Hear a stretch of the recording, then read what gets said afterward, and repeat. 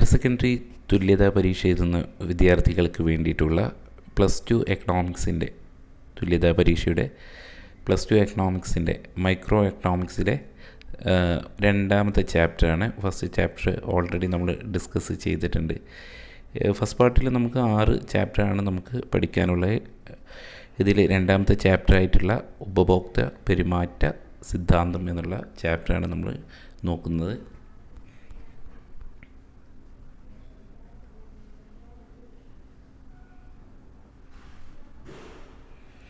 ഇതിൽ പ്രധാനമായിട്ടും കുറച്ച് ടേംസും അതുപോലെ തന്നെ ഗ്രാഫും ഒക്കെ വരുന്നുണ്ട്. എക്കണോമിക്സ് ആണ്.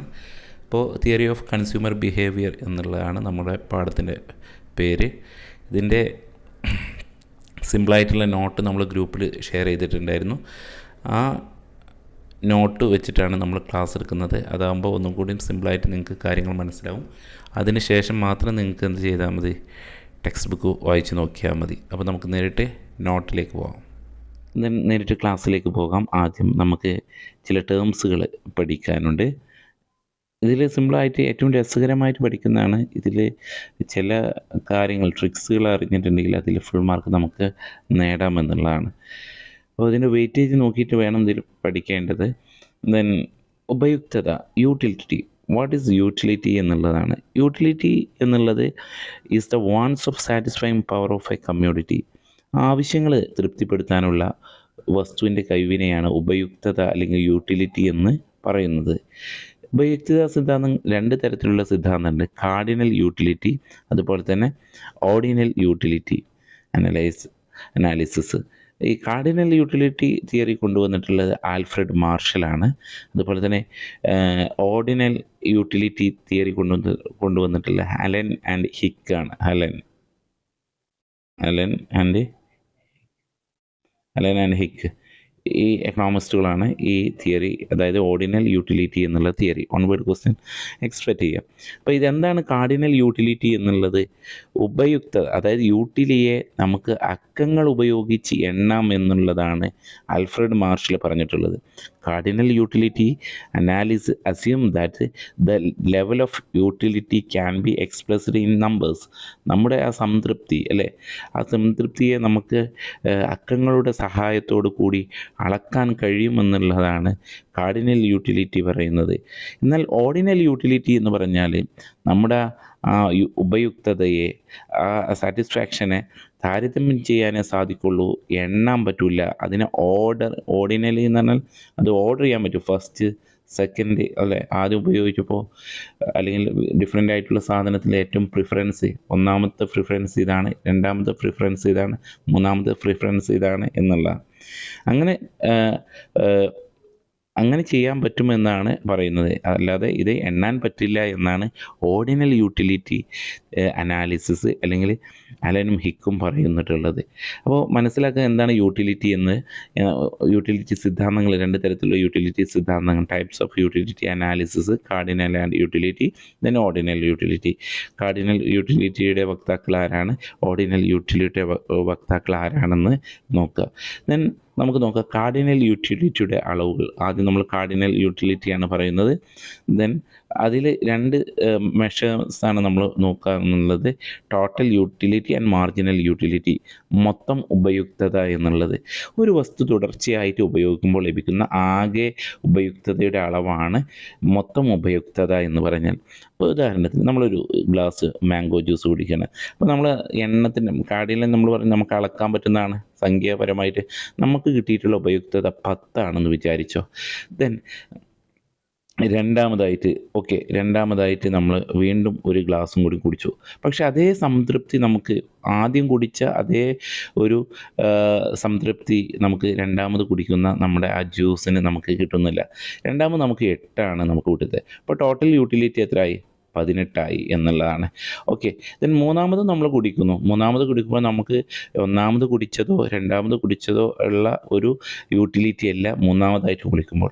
നമുക്കതിനൊരു 6 എന്നുള്ള ഒരു അക്കം ഇത് നമുക്ക് അനുമാനിക്കാം. അപ്പോൾ നമുക്ക് ടോട്ടൽ യൂട്ടിലിറ്റി എത്രയായി? 24 ആയി. ഓക്കെ, ദെൻ ഇങ്ങനെയാണ് ടോട്ടൽ യൂട്ടിലിറ്റി അളക്കുന്നത്. അതുപോലെ തന്നെ സീമാന്ത ഉപയുക്തത എന്ന് പറഞ്ഞിട്ടുണ്ടെങ്കിൽ marginal utility is the change in the total utility due to the consumption on additional unit of community. ഒരു വസ്തുവിൻ്റെ ഒരു യൂണിറ്റ് അധികമായിട്ട് കൂട്ടിച്ചേർക്കുമ്പോൾ ഉപയുക്തതയുടെ മൂല്യത്തെയാണ് നമ്മൾ പറയുന്നത് എന്ത്, സീമാന്ത ഉപയുക്തത, മാർജിനൽ യൂട്ടിലിറ്റി എന്നുള്ളത്.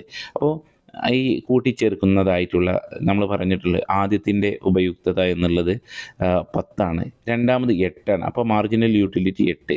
ദെൻ മൂന്നാമതായിട്ട് നമ്മൾ ആഡ് ആവുന്നത് 6 ആഡ് ചെയ്യുന്നത്. അപ്പോൾ അത് ഡിമിനിഷ് ചെയ്ത് ഇങ്ങനെ കുറഞ്ഞു വരികയാണ്. അപ്പോൾ മാർജിനൽ യൂട്ടിലിറ്റി എന്തായിരിക്കും, കുറഞ്ഞ്, അതായത് ഒരു സാധനം ആദ്യം ഉപയോഗിക്കുന്ന അതേ സംതൃപ്തി നമുക്ക് വീണ്ടും ഉണ്ടാവില്ല. ഒരു സാധനം തിന്നുമ്പോഴാണെങ്കിലും കുടിക്കുമ്പോഴാണെങ്കിലും ആ ഒരു സംതൃപ്തി നമുക്ക് ഉണ്ടാവില്ല. അപ്പോൾ നമ്മുടെ ടോട്ടൽ യൂട്ടിലിറ്റി പരമാവധിയാകുമ്പോൾ MU മാർജിനൽ യൂട്ടിലിറ്റി എന്താവും, 0 ആയിരിക്കും. MU become 0 at the level of when the total utility is maximum എന്നാണ് പറയുന്നത്. ആ ഒരു കൺസെപ്റ്റ് മനസ്സിലാക്കിയിട്ട് നമുക്ക് law of diminishing marginal utility എന്നുള്ളത് നോക്കാം. ഇതും കൂടി ആകുമ്പോൾ നിങ്ങൾക്ക് ഒന്നും കൂടി ക്ലിയർ ആവും.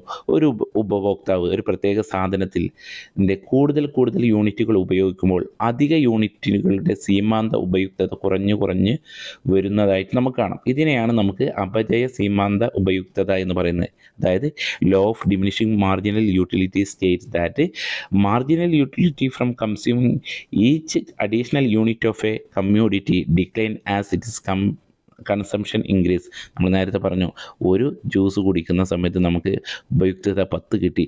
രണ്ടാമത് കിട്ടിയപ്പോൾ നമ്മുടെ അത് ആദ്യമുള്ള നമ്മുടെ ആ യൂട്ടിലിറ്റി കുറഞ്ഞ് 8 വരുന്നത്. മൂന്നാമതൊരു ഗ്ലാസ് കുടിക്കുമ്പോൾ 6 വീണ്ടും ഡിമിനിഷ് ചെയ്യാണ്, അപജയം വരികയാണ്, കുറഞ്ഞ് ഡിക്ലൈൻ ആയിട്ട് കൊണ്ടിരിക്കുകയാണ്. നമുക്ക് ഒരു ഗ്രാഫിൻ്റെ സഹായത്തിൽ നമുക്ക് എന്ത് ചെയ്യാം നോക്കാം. അപ്പോൾ ഇത് ഇങ്ങനെ ഒരു ഗ്രാഫ് വരച്ചാണ്ട് എഴുതാനൊക്കെ ചോദ്യം വരും, ആ രീതിയിൽ നോക്കാം.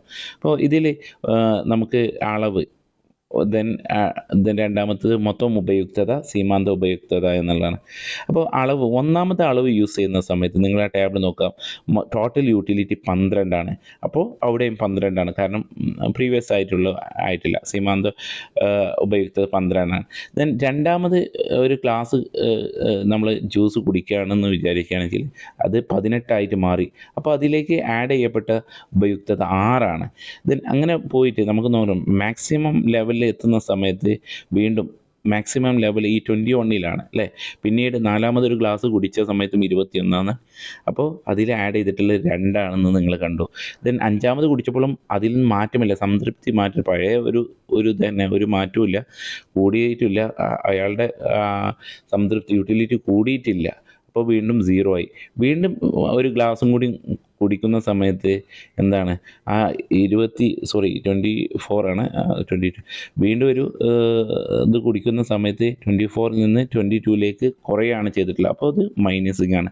അപ്പോൾ ഈ ഡിമിനിഷിങ് യൂട്ടിലിറ്റി എന്നുള്ളത് മൈനസിലോട്ട് എത്തുമെന്നുള്ളതാണ് പറയുന്നത്. കൂടുതൽ ഒരു സാധനം ഉപയോഗിക്കുന്ന സമയത്ത് നമ്മുടെ യൂട്ടിലിറ്റി കുറഞ്ഞു വരുന്നു. അതൊരു ക്വാണ്ടിറ്റി ഓഫ് കമ്മോഡിറ്റിയും അതുപോലെ തന്നെ യൂട്ടിലിറ്റിയും വെച്ചാണ്ട് ഒരു ഗ്രാഫ് ഇവിടെ വെച്ചിട്ടുണ്ട്. അപ്പോൾ ഇതിൽ 2 പോയിൻ്റ് ഇതിൽ നോക്കാം. ഈ നീല രീതിയിൽ ഇത് ചെയ്തിട്ടുള്ളത് ടോട്ടൽ യൂട്ടിലിറ്റിയെയും അതുപോലെ തന്നെ മാർജിനൽ യൂട്ടിലിറ്റിയെയും കൊണ്ടിട്ടുണ്ട്. ഉദാഹരണത്തിന് നേരത്തെ പറഞ്ഞതുപോലെ തന്നെ 12 നിന്ന് മാർജിനൽ യൂട്ടിലിറ്റി താഴേക്ക് വരുന്നു. അതേ സമയത്ത് മാർജിനൽ യൂട്ടിലിറ്റി താഴേക്ക് വരുന്നു, ടോട്ടൽ യൂണിറ്റി കുറഞ്ഞു വരുന്നു. ദെൻ ടോട്ടൽ യൂട്ടിലിറ്റിയിൽ വരുന്ന ഇടിവ് വരുന്ന സമയത്ത് അത് മാക്സിമം നമ്പറിലെത്തുന്ന സമയത്ത് ദെൻ മാർജിനൽ യൂട്ടിലിറ്റി 0 അത് നോക്കാം. എക്സാക്സിൽ എവിടെ എത്തിയിട്ടുണ്ട്, ഈ താഴെയുള്ള 0 ലൈനിൽ മുട്ടിയിട്ടുണ്ട് എന്നുള്ളത് നോക്കാം. കാര്യങ്ങൾ മനസ്സിലായിട്ടുണ്ട് എന്ന് വിശ്വസിക്കുന്നു. അപ്പോൾ നോക്കാം, ഈ ലെവലിലാണ് നമ്മളുടെ യൂട്ടിലിറ്റി, നമ്മൾ കാർഡിനൽ യൂട്ടിലിറ്റിയിലെ law of diminishing marginal utility എന്നുള്ളത് തിയറി നമ്മളെ എക്സ്പ്ലെയിൻ ചെയ്യുന്നത്. നമുക്കിനി നോക്കാനുള്ളത് ഓർഡിനൽ യൂട്ടിലിറ്റിയുടെ അളവുകളാണ്. അതിൽ ഓർഡിനൽ യൂട്ടിലിറ്റി അളവുകളാണ് ബജറ്റ് രേഖ എന്നുള്ളത്. അതായത് ഉപഭോക്താവിൻ്റെ വരുമാനം പൂർണ്ണമായിട്ടും ചെലവഴിച്ചാൽ അയാൾക്ക് വാങ്ങാൻ കഴിയുന്ന 2 വസ്തുക്കളുടെ കൂട്ടത്തെ ചേർത്ത് വരക്കുന്ന രേഖയ്ക്കാണ് നമ്മൾ ബജറ്റ് രേഖ എന്ന് പറഞ്ഞാൽ. Budget line is the line representing the quantity of bundle of two goods which cost exactly equal to the income of the consumer. അയാളുടെ ഇൻകം ഉപയോഗിച്ച് അയാൾക്ക് വാങ്ങാൻ പറ്റുന്ന രണ്ട് സാധനങ്ങൾ, അത് ബജറ്റ് ലൈനിൻ്റെ സഹായത്തോടു കൂടി വരക്കുന്നതാണ് ബജറ്റ് ലൈൻ എന്ന് പറയും. അതായത് ബജറ്റ് രേഖ സമവാക്യം ഹൊറിസോണ്ടൽ ഇൻ്റർസെപ്റ്റ് വരക്കാൻ ഹൊറിസോണ്ടൽ ഇൻ്റർസെപ്റ്റും അതുപോലെ തന്നെ വേർട്ടിക്കൽ ഇൻ്റർസെപ്റ്റും ബജറ്റ് രേഖയുടെ ചെരിവും ഇതാക്കിയിട്ട് ഒരു 8 മാർക്ക് ചോദ്യം ഇതിലുണ്ടാവും എന്നുള്ളതാണ്. അപ്പോൾ അത് എങ്ങനെയാണെന്ന് നോക്കാം. ബജറ്റ് രേഖ എന്ന് പറഞ്ഞാൽ budget line is the line of represent the quantity of bundle of two goods which cost exactly equal to the income of consumer. The budget line can be drawn with the help of budget line equations. അപ്പോൾ രണ്ട് സാധനങ്ങളുണ്ട് വിപണിയിൽ, രണ്ട് സാധനങ്ങളുണ്ട്. അയാളുടെ income കൊണ്ട് അയാൾക്ക് വാങ്ങാൻ പറ്റുന്ന ഈ രണ്ട് സാധനങ്ങൾ. സമവാക്യം എന്നുള്ളത് product 1 x1 plus product 2 x2 is equal to money income. അദ്ദേഹത്തിൻ്റെ money M is equal to money ഇൻകമാണ്. പ്രോഡക്റ്റ് 1 എന്ന് പറഞ്ഞാൽ ഒരു സാധനം, ദെൻ പ്രോഡക്റ്റ് രണ്ടാമത്തെ സാധനമാണ്.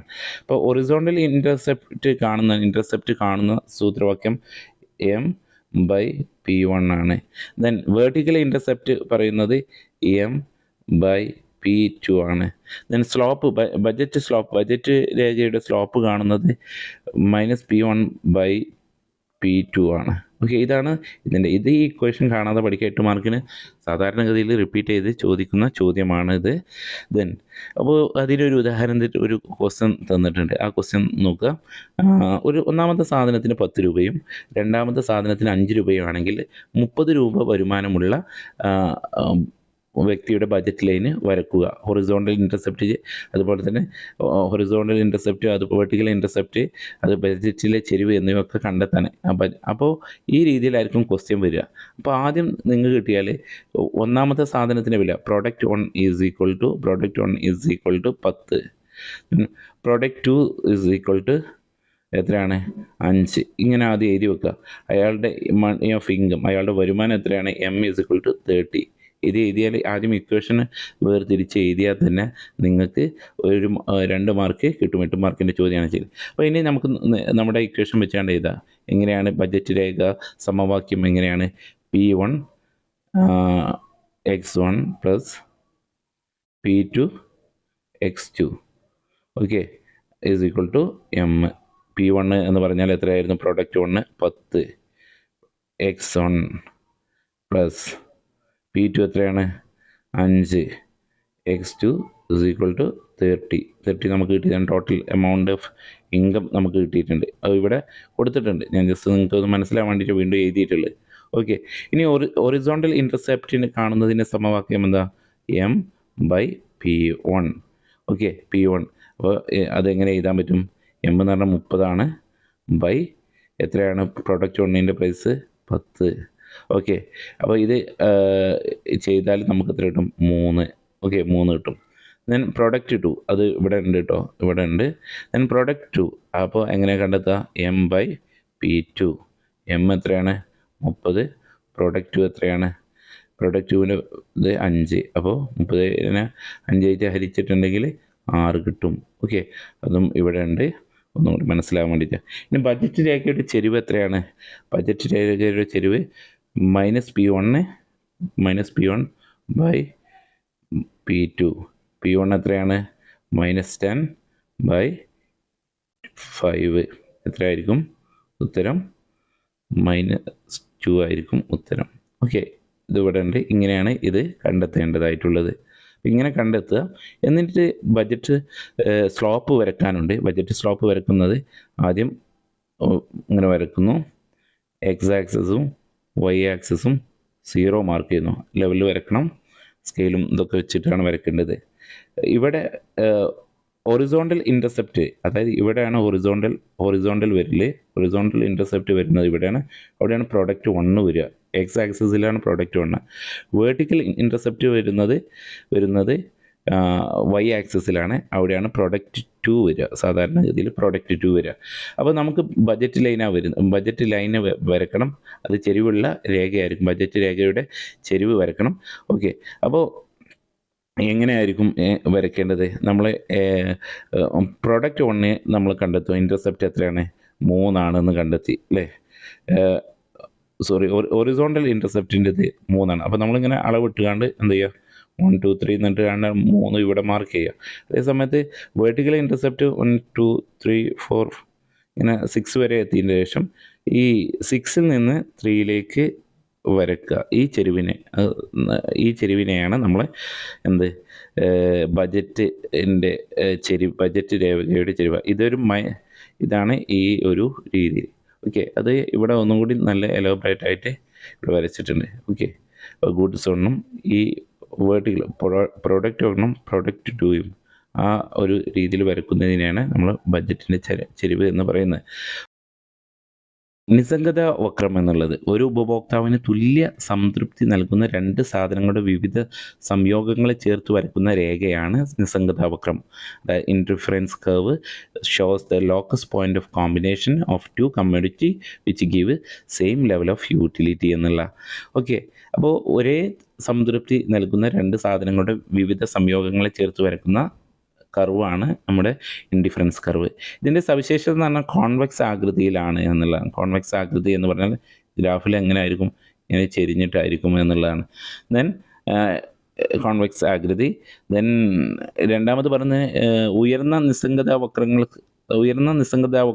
ഉയർന്ന സംതൃപ്തി. നമ്മൾ ഉയർന്ന നിസ്സംഗത വക്രങ്ങൾ ഉയർന്ന സംതൃപ്തി നൽകും എന്നാണ് പറയുന്നത്.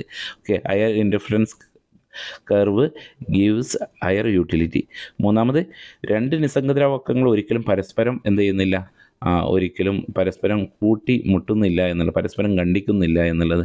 ദെൻ നിസ്സംഗത വക്രം എല്ലായ്പ്പോഴും ഇടത്തു നിന്ന് താഴോട്ട് ചെരിഞ്ഞു വരുന്നു എന്നുള്ളതാണ്. ഇൻഡിഫറൻസ് കർവ് ഹാസ് നെഗറ്റീവ് സ്ലോപ്പാണ് ഉള്ളത് എന്നുള്ളത്. ഓക്കെ, ഒരു കൂട്ടം ഇത്തരത്തിലുള്ള ഒരു കൂട്ടം നിസ്സംഗത വക്രങ്ങളെ നിസ്സംഗത മാപ്പ് എന്ന് പറയുന്നു. A collection of indifference curves known as indifference map. അപ്പോൾ എന്താണ് ഇൻഡിഫറൻസ് മാപ്പ് എന്ന് വെച്ചാൽ ഒരു കൂട്ടം നിസ്സംഗത വക്രങ്ങളെ നിസ്സംഗത മാപ്പ് എന്ന് പറയുന്നു.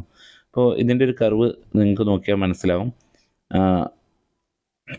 ഇതേ ഒരു രീതി 2 ഭാഗത്തും നിങ്ങൾക്ക് കാണാൻ പറ്റുന്നതാണ്. അപ്പോൾ ഇതിൻ്റെ ഒരു ഒപ്റ്റിമം ലെവൽ എന്ന് പറയുന്നത് ഓക്കെ, ഗുഡ് 1 മോർ പ്രിഫർ ചെയ്യുന്ന സമയത്ത് ഗുഡ് 2 കുറച്ചാണ് പ്രിഫർ ചെയ്യുന്നത്.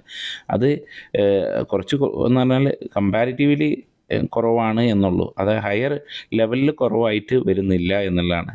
അതാണ് ഇതിൻ്റെ ഒരു പ്രത്യേകത ആയിട്ട് വരുന്നത്. അപ്പോൾ ഈ ഒരു നിസ്സംഗത വക്രത്തിൽ നേരത്തെ പറഞ്ഞ പോലെ തന്നെ ഇത് കോൺവെക്സ് ഇതിലാണ് വരുന്നത്, ഇടത്തു നിന്ന് ചെരിഞ്ഞു വരുന്നു. അതുപോലെ തന്നെ നിസ്സംഗത വക്രങ്ങൾ ഒരിക്കലും മുട്ടുന്നില്ല. അതുപോലെ തന്നെ നിസ്സംഗത വക്രങ്ങൾ ഹയർ ലെവലിലേക്ക് പോകുന്നതോടും ഹയർ ലെവൽ എന്ത് ചെയ്തിട്ടുണ്ടാവും? സാറ്റിസ്ഫാക്ഷൻ കൺസ്യൂമർക്ക് ലഭിക്കുന്നുണ്ട് എന്ന് പറയുന്നു.